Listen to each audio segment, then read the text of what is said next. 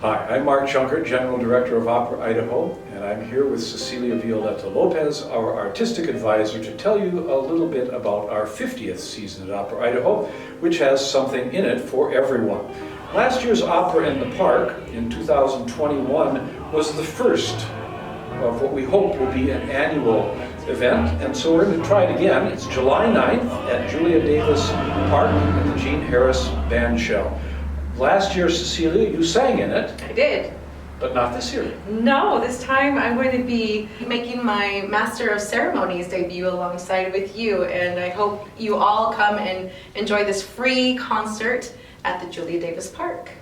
This past summer, we were really thrilled that so many people came. We had over 1,000 people come, and this was just coming out of a period when people were not going places, so we hope to have, what do you think, 3 times that this? Hopefully, yes. Hopefully. Let's do that. So in the upcoming months, we'll be announcing the singers for that, and of course it will also feature a full orchestra conducted by Andy Anderson, who conducted last year.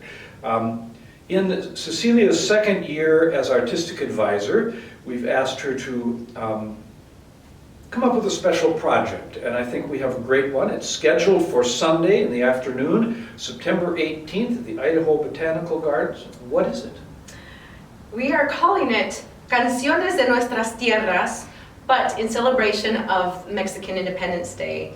It is basically us modeling a program that was done at Opera Colorado, where I was a soloist there, and having the Latino community here and the wonderful botanical gardens up by the penitentiary.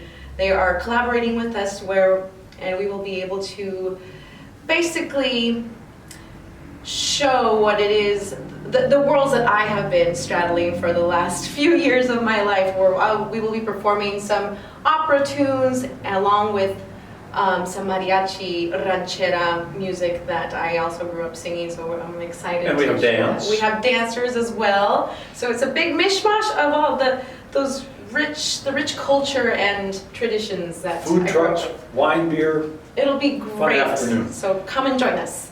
Rossini's The Barber of Seville will be our first main stage opera. That will be in October. It's an all-time favorite. We'll be performing it at our home theater, the Egyptian Theater. Now, you've sung in this opera. You will not be singing it this time. You've sung in it. What makes it so special? Why do people like it so much? I have sung Barber of Seville. Rosina, it's a comedy, and the music that Rossini composes is, I think, very familiar to tunes. A lot of Bugs Bunny will come to mind, I believe, if people come to the audiences. Figaro. Yeah. That's that one, right? Yes, but it's one of those stories that will have you laughing from beginning to end. But it's a love story as well. So don't let it throw you.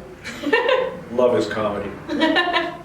All Is Calm is a beautiful, beautiful story. We performed it along with Boise Contemporary Theater in a wonderful collaboration this past December with many of the same cast and led by the same people. It's a story through music of the Christmas truce of 1914, when World War I came to a halt on the Western Front as soldiers on both sides broke ranks and joined to sing Christmas carols, share stories, drink a bit, and even play soccer. And you saw this year. You happened to be in town. I did. I was in town, and I'm so grateful that I was able to see this production, because it really was a story that I think that often we forget our history, and to have that particular day, these stories of soldiers, their actual letters being told by these singers with no orchestra. So it's all a cappella, but it was that the intimacy of being in the theater and having the stories basically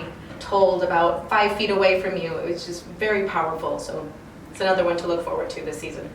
And then we return to the Morrison Center in January for Verdi's Macbeth. That will star as Macbeth Q. Wan Han, who has been with us a number of times, just recently as Escamillo and Carmen, and Eleni Kalenos, who has not been here for a number of years, since Tosca, which was in 2016, I believe, maybe 17. As has been our custom, we will, in March, present a new American opera. We have not chosen it yet. But it will be much like An American Dream or Dead Man Walking from this year, As One, Glory Denied, A Streetcar Named Desire, some of these operas that we have performed over the last 10 or so years and have really become something that our audiences, I think, expect to see. We will be finishing up our season at the end of April with an opera which we have not performed here in Idaho, and I don't think has been performed in Idaho ever, Dvorak's Rusalka.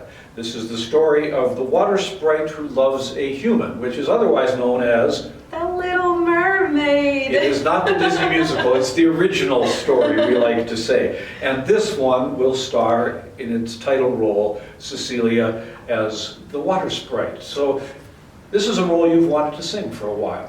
It's always been one of those bucket list roles for me, and so I'm honored to be debuting such a beautiful role. And it's in Czech, it's my first Czech role, so I wanted that also to add to my list. And certainly the first time Opera Idaho has presented an opera in the Czech language. Mm-hmm. We have presented one in Russian, so we have at least branched off from the normal opera languages. It's been exciting to talk about our 50th season. And it'll be even more exciting to have all of you come and watch.